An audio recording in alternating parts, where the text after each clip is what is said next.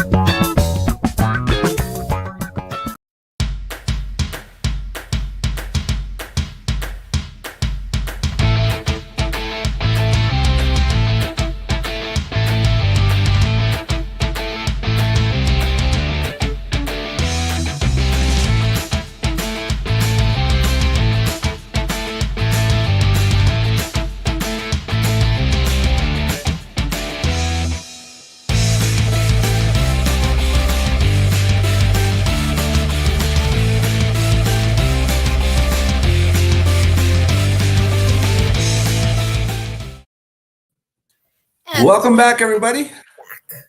I'm Robyn. And I'm Gil. And this is Rockin the Love. Yes. And we are excited that we get to introduce our guest for the day. And wow. So here's the thing. I looked over Rev Kevin's bio and I found that I figured out part of why he and I relate to one another well, because we have this ability to move from this thing to that thing to the other thing and dive into it. However, his bio is much more organized and more readable than mine would be. So welcome, Rev Kevin. Appreciate it. Thanks for being with us. Thank you for having me on. I appreciate it. So some of that stuff that I didn't know about you was your bachelor's in music. That's great. I don't know why I didn't know that, but I didn't. And then from doing music and production and that stuff to race car stuff. Yeah, And then that's a natural, right? it's a natural segue. And I know there's been some work with film and teaching and school and tech and all that stuff. And of course, you're a minister. So all that being said, you are uniquely qualified to talk about our topic today, the relationship liberation. Yeah. Yeah. Why are you able to talk about that? I've come to a point in my life where it is important for me, for my relationships to be freeing in some way. Having done relationships that were not so freeing in the past. And it is in large part due to my spirituality, my spiritual practices, this journey that I've committed to, 2-3 decades ago. And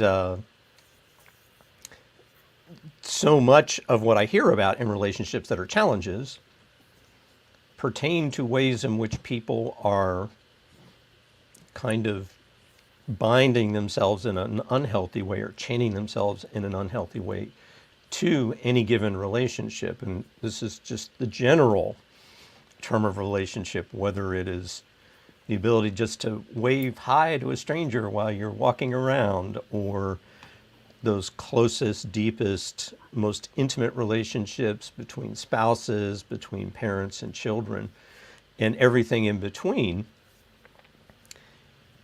How one goes about that and how one puts their intentions and therefore their thinking, their feeling, their activities in the relationship all fall from that. So as somebody like me approaches relationships with a fairly clear line of this relationship is liberating and freeing in some way, starting with me, but also the question becomes, is my participation in a relationship helping to liberate the other person, helping to free the other person?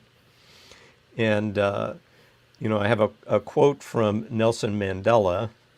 I don't know if we can put that up real quick or not. I think we can. I think Michael will find it. right. There it is. And most folks know this. For to be free is not merely to cast off one's chains, but to live in a way that respects and enhances the freedom of others. And this is really the essence of this relationship liberation. Being mindful that you are in relationship and being mindful of the potential for that relationship to be liberating, to be freeing. And this liberation freeing theme is kind of a common theme in July, so I wanted to invite Gil and Robyn to talk about it. But it's nice to know, there's two parts to liberation and freedom. One is, what are you getting free from? What are you getting liberated from? What chains are you laying down? And therefore, what in its place are you picking up? What about that new perception that is easing your load and easing the load of someone else? That sounds interesting. Robyn, I can see your brain is churning. Well, I think no. Well, what I find interesting, I mean, before we go to that question, is what is for is kind of the oxymoron of like relationships being liberated, because a lot of times we're looking for a relationship to be more tied down, more secure, more, it, you know, it, you know what I mean? It has a, you don't go, oh, let me practice what I preach.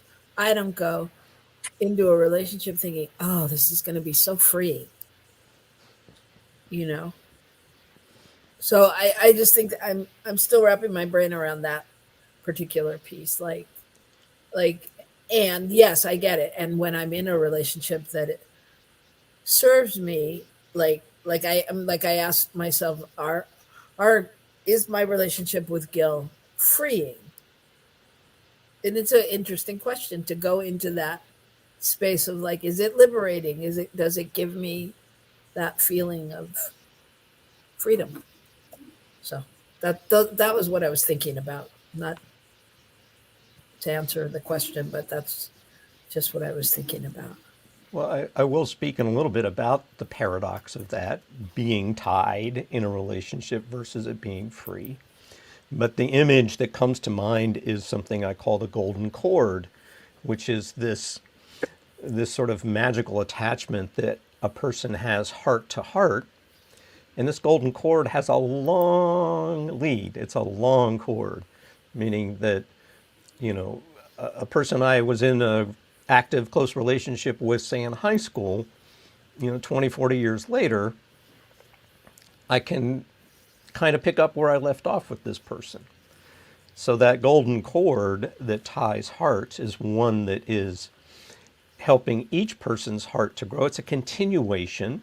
It is a timeless connection, and it is a connection that has a lot of flexibility to it. There's a lot that each person can contribute, and therefore each person can derive from that golden cord that ties hearts. Wow. That's interesting concept. I hadn't heard it put that way before. But yeah, I mean, I know there's always those people that we can sort of, we can move in and out of relationship with, at least on the surface. But in reality, there's always that underlying connection. It's always there, and we can walk right into it, and suddenly we're able to move forward right from where we are without any interruption, if you will. So, I was thinking, I mean, some of us obviously have been at places where we would like to be liberated from a relationship. And there,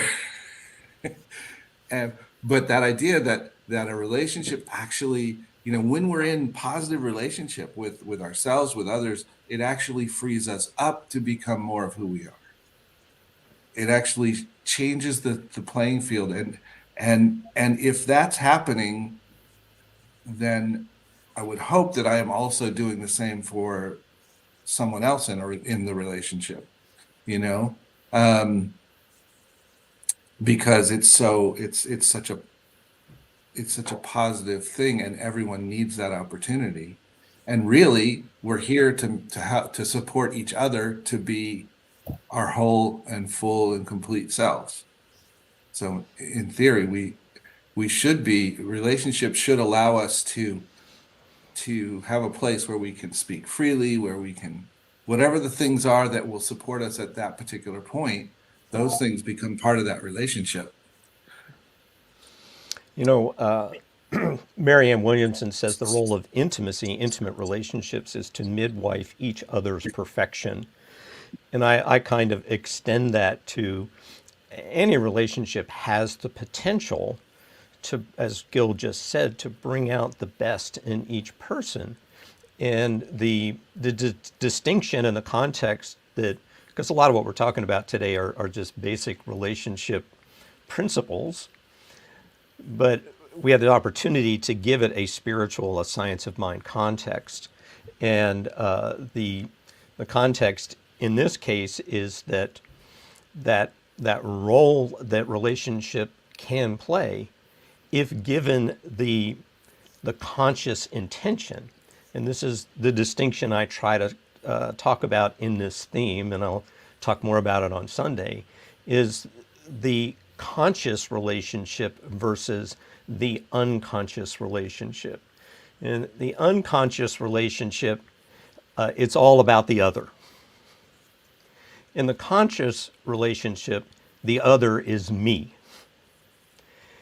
And that's, something I learned from my study in A Course in Miracles a long time ago, and it's good news, bad news, right? The bad news is, it's all about me. This really has little or nothing to do with the other person. And the good news is, because it's all about me, then I have the tools, the skills, the opportunity to support, to dig into that and to heal whatever is not healed, and to grow in consciousness in ways that I have not grown in consciousness until this relationship has come along in my life. So that distinction between, kind of being asleep in relationship versus being awake in relationship, the unconscious versus the conscious way of going about participating in choosing, setting intention around relationship, that's a big difference for me. And that in and of itself is very liberating, because there were so many relationships in my life that I was just unconsciously drawn into. And oftentimes those relationships were not all that healthy for me. And I suppose from the fly on the wall, it was not all that healthy a relationship, all told, objectively. But having, again, knowing more about myself, more about my tendencies, and again, gets into this introverted versus extroverted tendency, but what we're talking about today is true for anyone, that being empowered to make a choice about entering into a relationship eyes wide open, heart open, mind open, versus just sort of falling or lapsing into these things without a clear intention. There's a big difference in how those relationships go. Well, I think, yeah, I mean, spoiler alert, if you don't know, there's only one of us here, right? And so if I start to take that in, but if when I'm in a relationship, I mean, and I think the natural tendency is when you're in a relationship, at some point I tend to want more, not more than the relationship, but I mean, more. Even, let's just say, in my relationship with Gil, it's like, I want what Gil wants. I want what's best for him. I want different things. So I start to put more emphasis on those things, and then that doesn't feel liberating to me. That feels like I'm held down by my own, desires or intentions, or however we choose to look at them. And like, I'm thinking about, like, the times in a relationship, or the relationships I've had in my life that do feel free, that do, or that have felt like it's very rare for me anyway in a relationship to really have no expectations. Is that what's required for liberation? Is no expectations? It isn't for me, but this is me and not Robyn. So Right, right. No, that's why I was asking the question, because I, that probably varies.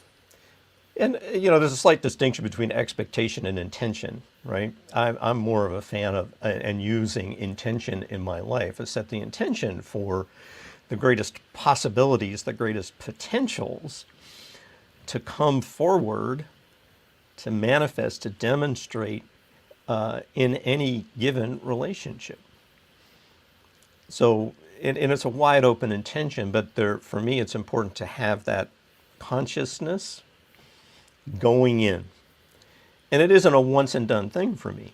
It is an ongoing process. So Yeah. anyone with whom I am in relationship, I am setting and resetting those positive intentions about how I be in the relationship and how the relationship itself is, growing, healing, expanding, being something that is mutually beneficial. And of course, that's one of my points about conscious relationship is that there is a mutuality, and the mutuality may or may not come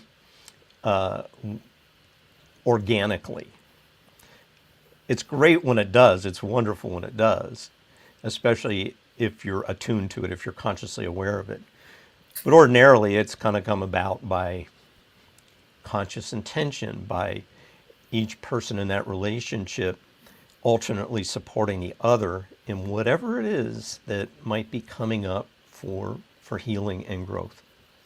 Right. And I think Sherry Lynn speaks to it in what I was trying to say in a different way, where she says, "What does ACIM say about having passion in relationship with someone, or wanting a passionate relationship? I struggle with ACIM's definition of what is detachment. I understand detachment and not being needy, but I also love passion, and sometimes that can seem needy." And ACIM, for anyone who doesn't know, is A Course in Miracles. Well, and if I can put my interpretation on this A Course in Miracles particular notion, concept, A Course in Miracles makes a distinction between special relationships and sacred relationships.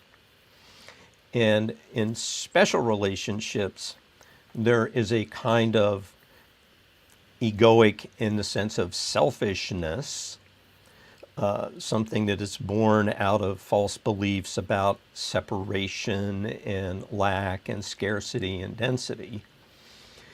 In the sacred relationship, there is this conscious connection.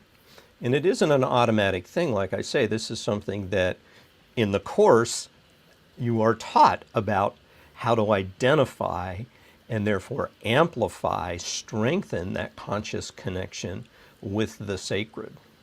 So the passion that one feels, one can feel passion in a special relationship, and that has its function because all relationships are teaching each person about something about themselves, something to heal and grow.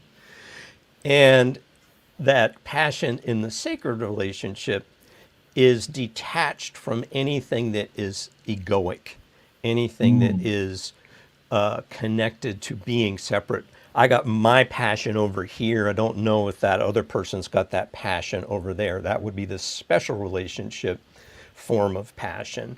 In the sacred relationship, the passion is there is passion happening here, and it's happening for me. And I bet it's happening for the other person because I am holding that consciousness for this passion to flow in this relationship, because this passion is of living spirit. This passion is of God. And therefore, within each person is that passion. And gee, this person in this relationship is really firing up that passion. That's great. And I don't put any spin on it. I don't give it a rating. Oh, well, this is a 6 versus that's an 8 kind of a passion. No, it's just this this passion that is, it's just deeply heart rooted. It is felt. It is emoted, and it is respected. It is acknowledged in that relationship. So, Sherry Lynn, I hope that helps a little bit in sort of tweezing out. The Course in Miracles is kind of thick, as everybody who has read it and done the course knows. And, when you come across an idea, a principle about passion and detachment and the special relationship versus the sacred relationship, you have to do a lot of reading and unravel a lot of stuff to try to get to the point. And Marianne Williamson, for me, was the one who went before and unraveled most of this. And especially in Return to Love, that's the book in which she unravels most of this stuff about relationship that come from A Course in Miracles. Well, I think what I caught in there was I think there's a detachment from judging or requiring it of someone in a relationship, but it's still an acknowledgement and a desire to have it in the relationship, or something around that kind of idea. We're not requiring anything from someone else. We're participating with them in it. So I wanted to go back for a second, and I just wanted to acknowledge Shay's comment about her friend who made his transition, and just touch again on this whole idea of how we have these different relationships and they all serve in different ways, and how much we get to be in gratitude for those that have come along and crossed our paths and been with us in different ways, whether they were online completely or old friends online or friends we see every day or whatever it is. There's a role that everybody plays, and when we have liberating relationships that are liberated, we are able to engage with those people in a way that lifts us and them at the same time. And so I'm sure Peter was served greatly by Shay's presence in his life. Yes. Thank you. Thank you, Gil. Yeah, and that's an aspect of mutuality. And what is mutuality? Something that's innate in us? Do we just do it? Do we really get it, or is that a learned behavior, if you will? Well, for me, it's probably more learned. As I mentioned, my pattern for relationships, I knew and practiced all the unhealthy ways to be in a relationship, and You've practiced those? Okay, good. All yeah, right, yeah. excellent. So Okay. they were well worn in my repertoire, and so it does still to this day work better for me to be conscious of mutuality, to be sensitive to the balance, the dynamic. And when I refer to dynamic, I talk about the amplitude, the frequency, the phase. Those are the dynamic components that occur in spirituality. They occur in relationships. So, strength and depth of feeling, that would kind of be the amplitude, kind of being in relationships where each person's tempo in life, you know, kind of jibes. And the phase would be, if a parent's in a relationship with a child, they know the child's going through phases. The adult's an adult in an adult phase for the entire time the child is going through all those developmental phases. So again, in relationships, there are times when those phases kind of sync up, those life phases, and particularly in spousal relationships, that is an important component for me, for the person with whom I am involved to be kind of in that same life stage, that life phase. And all of those relationship dynamics contribute to or are part of mutuality. And when there isn't mutuality, it's kind of a one-sided deal, right? There is there is one person putting forth a lot, contributing a lot to the relationship, and that might feel great for them, and the other person, at least during that time, that phase, is not contributing in like kind or in like time. And again, long-term committed relationships negotiate and navigate all of these kinds of ebbs and flows. It's the form of relationship that changes based on reaching kind of, for lack of a better term, disconnect points. Doesn't mean it won't reconnect at some other point, but relationships will reach a disconnect point to where the activities of those relationships, the everyday actions of those relationships, stop being what they are being and turn into something else radically different for a time, for a period. And sometimes that means that that relationship just lives on in one's memory for the rest of this phase of one's soul's journey. And sometimes that means that those paths cross again and diverge again and cross again and diverge again. And sometimes those paths come together in parallel for quite a long period of time. So, it's the old reason, season, lifetime phases of relationships. Yeah, which I think is really important.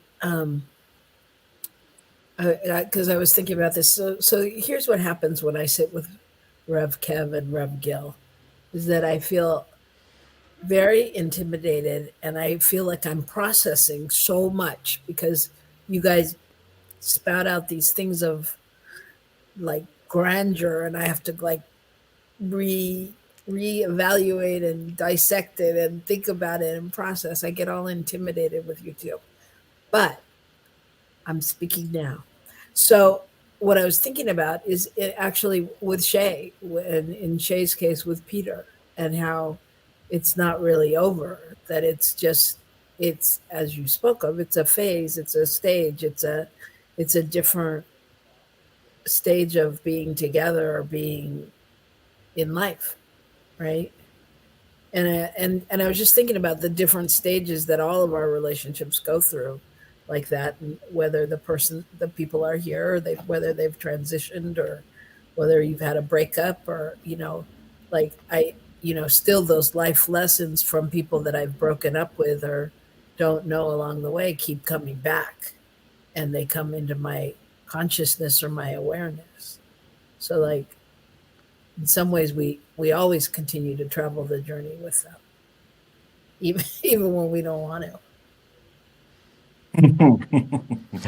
Well, Well, I was thinking too about somebody that Robyn and I were good friends with, and then we hit a point where we just said we gotta tell you what's honestly going on for us, and we can't. We listen to you tell us the same story, and then nothing changes, and you tell us the same story, and nothing changes, and we're not going to talk about the same story anymore. And that relationship took a turn for disconnection. But part of that for us, I think, was to liberate ourselves from the feeling that we were just spending time where it wasn't valued. And I think that happens in different relationships in different ways. And sometimes you got to go with it. You've got to look at what is it that needs to happen. And I think in some ways it may well have liberated the other person as well to move on, because now they had to either find someone else to listen, or they had to really think about what was going on.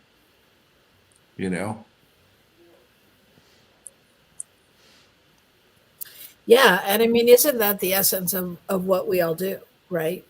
I mean, I'm guessing that's why you two do what you do as ministers, and sometimes we I mean, and as a practitioner with clients, I mean, we sit with them and serve them that way until we don't, or we continue to. But you know what I mean? Like those relationships are in some way you two especially, you're in relationship with people you don't even know, and liberating them. You know, for example, you may never see Shay again, Rev Kev, and I mean, but just your words today may be a liberating thing. Hmm. Yeah. Makes me think twice about ministerial school. Not so. Anyway, enough about me. Yeah. Um, yeah, but I I think did want to talk about some ways in which people can be more conscious in their relationships, and I'll just throw out a list of things here, and we'll see where that takes us. But I do want to share with folks that there are things that you can do, practices, if you will, that will help you in all of your relationships. The first one is to lead with compassion. The next one is to listen and learn, to be a excellent listener, and that really just tends to excellent communication skills. To own your stuff. Relationships are a mirror, that whatever you're seeing or noticing in the other person is pretty much what you're working with, no matter what it is they're actually doing. So own your stuff, and take turns. Oh, I remember that one from elementary school. Yeah, Take yeah, turns. take turns. And we already talked a lot about mutuality, making that a conscious intention, and to allow for time and place offsets in a relationship. Sometimes those are momentary, and those are probably the more important ones, but sometimes they, a little like, the form that Gil and Robyn's relationship is in right now, that is a place offset. Now, that does not, you know, as far as love and living spirit is concerned, nothing can be destroyed. Everything is always present, and therefore their relationship ordained by living spirit and joined into by living spirit, Gil and Robyn joined into that. That offset of time and place only serves to grow and expand their relationship in some way. They may not know the specifics of it, but the intention is to allow for this kind of phase, this kind of difference or change, that offset of time and place. So, what do folks feel? What things do you of those things I just listed off? How can we support you in practicing those conscious relationship skills? well, I want to go back to. So, what was the first one? Be compassionate. Lead with compassion. Okay, I don't want to talk about that one yet. Okay, I want listen to and go. learn is the next one. Yeah, I want to go to that one. I want to go to listen and learn because I think people.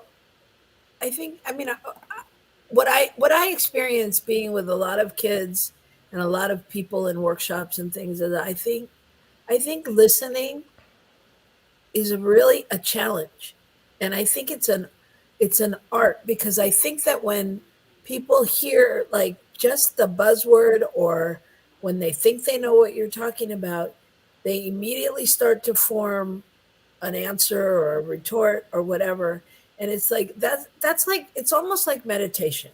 Can When you say listen, can you just listen, even if you know the answer, even if you have a solution, even if you have, can you just listen? And I find practicing that, I actually find that in my relationship with Gil, when I just listen, usually that allows the space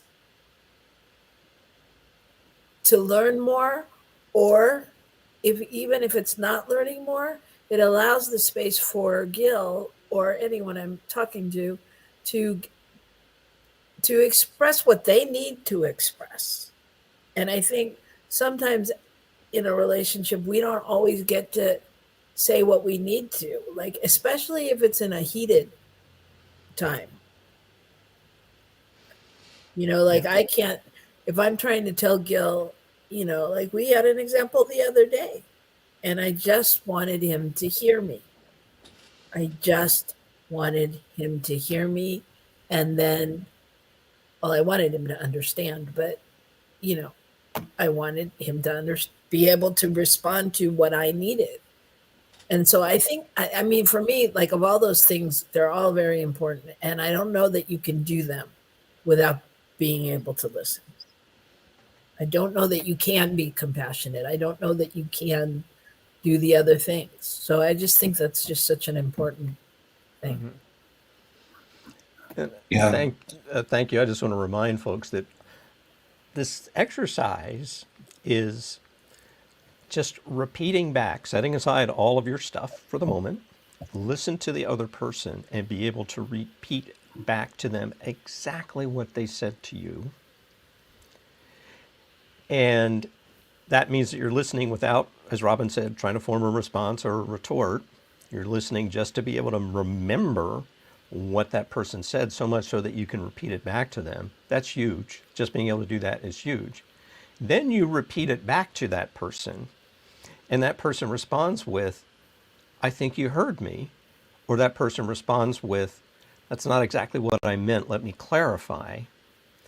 But it creates a path of communication that is kind of liberating. It's really kind of freeing, where I can set aside my stuff and I can just be present for the other person and really, really, really get everything of what they're saying, so much so that I can repeat it back to them.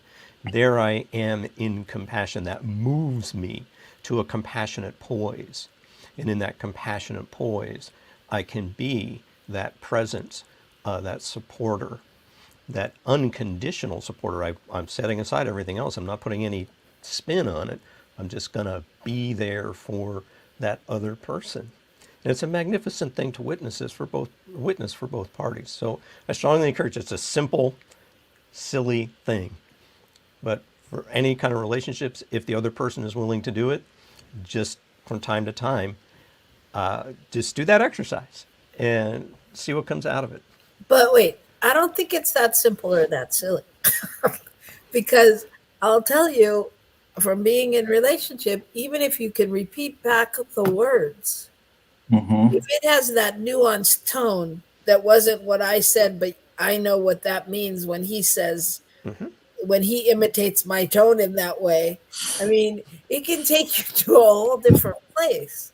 So it's really, I mean, I think as the person listening, I mean, this is obviously if it's personal and it's about you, but being the person listening, you have to be willing in that moment to put your feelings aside and not want to defend, you know, not want to defend and, protect yourself. And because it's the opening for all of the guard and shields to go up, right? Oh yeah. And so it's really, Well, I think it's important to be able to do back and forth, once you really get one person's perspective thing down, and then go to the other person because it has probably brought up something. Why well, are you all so quiet out there it, now? it goes to that thing of owning your own stuff. And I think for me, what I've experienced is that when I feel less than or something's not going on right for me or whatever, then what I'm really doing is trying to defend something that I can't even define for you, but I'm defending my honor or my integrity or my something. I don't even know what it is, but it's that sense of somehow, and I assume it's, kind of that egoic thing of just defending that this is why I exist. I'm here. I'm really here. And you can't tell me, or whatever the thing is. And so I think the huge thing is um, to be able to do exactly what Robyn said, and that step out of taking anything personally when you're actually listening, so that you're actually listening, and also shutting up long enough to hear the whole thing. right? How easy is to not hear everything because there's an issue with, something that's said at some point, and that's got to do with struggling through my own stuff, I think, usually. Yes.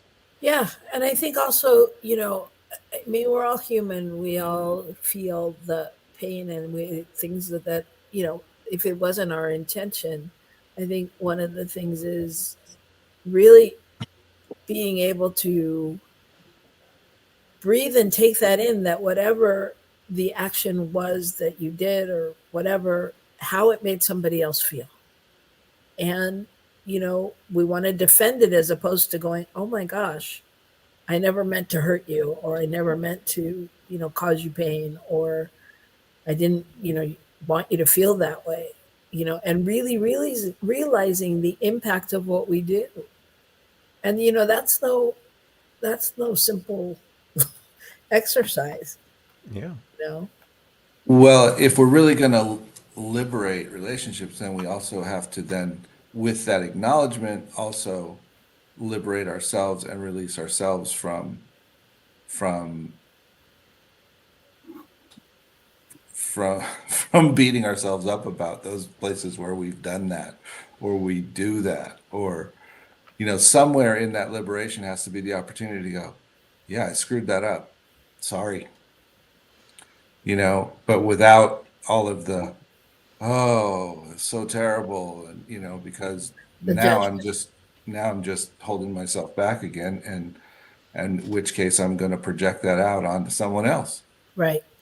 For releasing ourselves from the judgment. And I think that, that's part of the freedom, right? That's the liberation. That's when we're really free, Yep. is when we're able to not take all those things on and move in the world. I mean, it's liberating to think that we really don't have to know all this. We Yeah, can and there's no fixing the other person in a relationship too. I mean, that's the surface layer attachment is, oh, I'm going to listen to this person and fix the problem.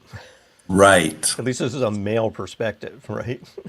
This is kind of a Yep. go-to, but it could be anybody in relationship because I observe that sort of fixing thinking in all different relationship dynamics. The purpose, is to midwife the other person's perfection. So your presence in that relationship, your ability to, to set aside, to be present, and to value that person's communication so much so that you want to really just, be a true empath to it. That's the way you can start to be that presence, that compassionate presence. That's right. A Course in Miracles sort of says this, I paraphrase it all the time, that the only thing lacking in any given circumstance, condition, relationship is the love one is withholding, is the good one is withholding. And it leads to a whole different set of principles and practices in A Course in Miracles. But it's an interesting thing to think about. If I am going to be a listener, is there anything I'm withholding right now? And why? And if there's something good that I'm withholding, can I set that aside? Put a pin in that, take it to the parking lot or whatever, so that I can be as loving and compassionate in this moment for that other person as I possibly can. And in so doing, that is liberating for that person who is looking at what they might be withholding, because the love we're withholding is attached to something, some kind of a weight, some kind of a error thought, some kind of a pattern or belief that is wanting to be healed. It's wanting to be brought to conscious awareness so it can be changed. Yes. Yes, yes, yes, Rev Kev. Thank you so much. I can't believe we're out of time. But I would love for you to send us those principles so that we can make them available to people. And if they want to hear you on Sunday, do you have a place where they go? Well, at Vita's Spiritual Learning Center, this week I'm doing the talk. It'll be on Vita's YouTube channel and on Vita's Facebook. Beautiful. And that drops at 9 a.m. on Sundays. And throughout the week we have other offerings, but it's VIDA at VIDASLC.org. And folks can reach me through my YouTube channel or the Vita Facebook and YouTube as well. Beautiful. Beautiful. Well, thank you so much. I know there is a lot of value given out here. So thank you everyone for joining us. Thank you, Taffy. Thank you, Sherry. Thank you, Shay.